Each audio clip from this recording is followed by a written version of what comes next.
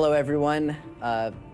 Frank and I wanted to just send a message out to all of our players around the world because today is a very special day for Blizzard Entertainment. The company turns 20 years old, which is absolutely incredible. When we first started the company back in 1991, there were just 3 of us, and we really just wanted to use this opportunity to thank you for all these years of support, because without you, we wouldn't be able to continue doing what we do. The community that's built up around Blizzard and our games, it's really exciting for us. We're very appreciative and humbled by the support that we get from around the globe. Our games wouldn't be possible without you guys, so it's really awesome that we have a community that shares our intense passion for gaming and holds us to an even higher standard of quality than we hold ourselves. The passion that you guys have for gaming is evident. We absolutely love the feedback, so keep it coming. It really helps us